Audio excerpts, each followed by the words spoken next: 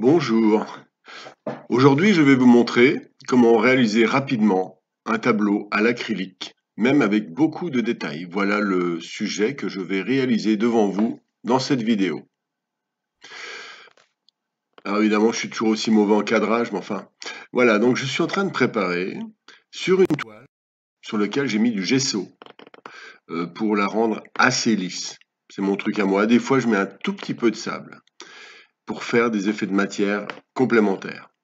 Et là, je suis en train de réaliser un tableau, c'est pas un tableau, une base abstraite avec des tâches, des touches pour que mon tableau ne soit pas sur une toile blanche, si vous voulez. C'est une préparation comme un jardinier qui prépare sa toile. Alors, je sais simplement que j'ai un mot-clé que j'appelle les toits jaunes.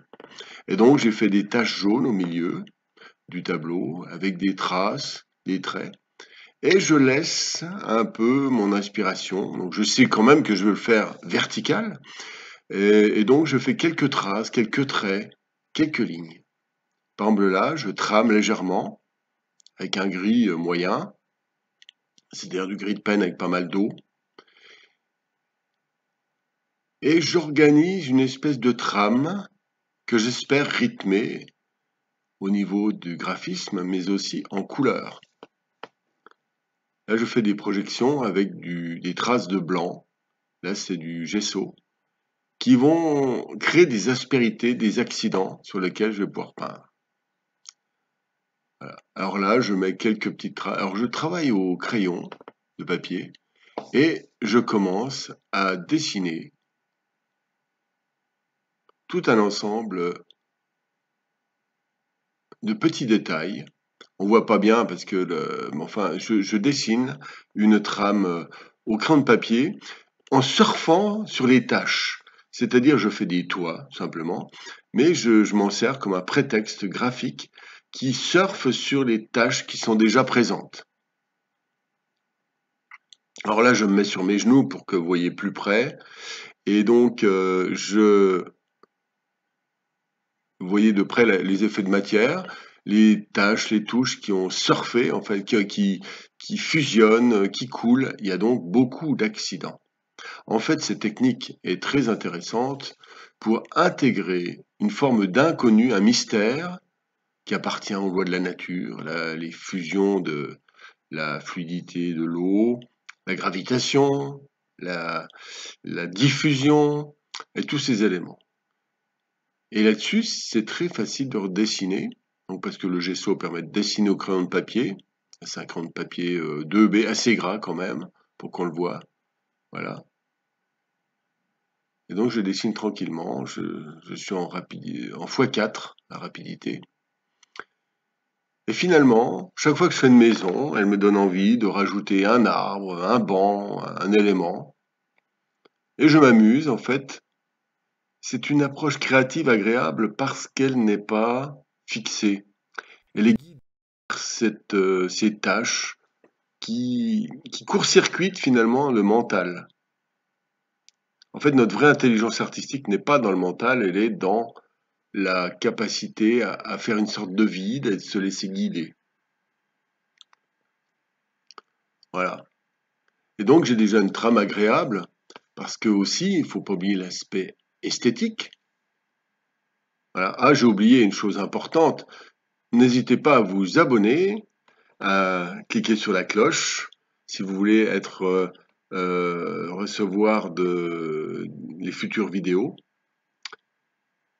que je vais faire. Et puis, n'hésitez pas à commenter. Je réponds à tous les commentaires, ou presque tous, que j'en ai vraiment beaucoup, avec mes 8500 abonnés. Voilà. Donc, c'était le petit moment en pub. Parce que si beaucoup de personnes me demandent comment ils peuvent aider ma chaîne, eh ben, c'est déjà une bonne manière. Et puis une autre manière aussi, c'est d'écrire s.loisan@gmail.com si vous souhaitez recevoir ma newsletter. Voilà. Alors là maintenant, après avoir fait une base de dessin qui trame, on va dire, une partie du dessin, c'est-à-dire, mettons, la moitié des éléments, les maisons, les trucs sont déjà indiqués. Et donc là maintenant, avec le jaune, je trame les toits, je les indique un peu mieux. Et progressivement, ce caractère un peu chaotique, un peu organisé quand même, de ce que j'ai mis au début, je vais le grignoter par des éléments connus. Regardez, vous voyez le toit par exemple, il est que je viens de faire là. Voilà. Et chaque fois que je fais un peu d'organisation, de structure, eh bien mon tableau prend forme, comme vous avez vu au début de la vidéo. Là, je marque ce que j'appelle le double dessin, c'est-à-dire le dessin avec du clair, donc là c'est avec du blanc.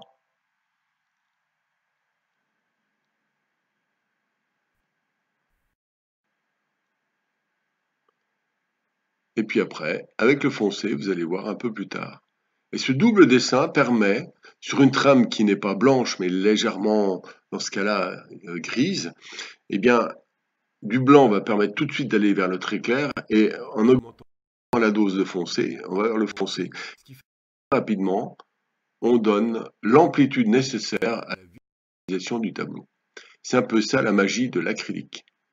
Alors je vais faire des vidéos beaucoup plus pointues, mais dans un cadre plus de formation, parce que soit je m'adresse à un grand public qui a juste envie de voir l'esprit général, donc c'est ce que je fais actuellement, mais si je sais que les gens qui veulent apprendre précisément ont besoin de plus d'informations, alors que je le fais dans d'autres vidéos qui sont, on va dire, un peu comme d'hab sur Internet, des formations, mais c'est beaucoup de travail, c'est des vidéos de 2 heures, mais j'en parlerai. Inscrivez-vous à la newsletter, vous en serez informé si vous le souhaitez.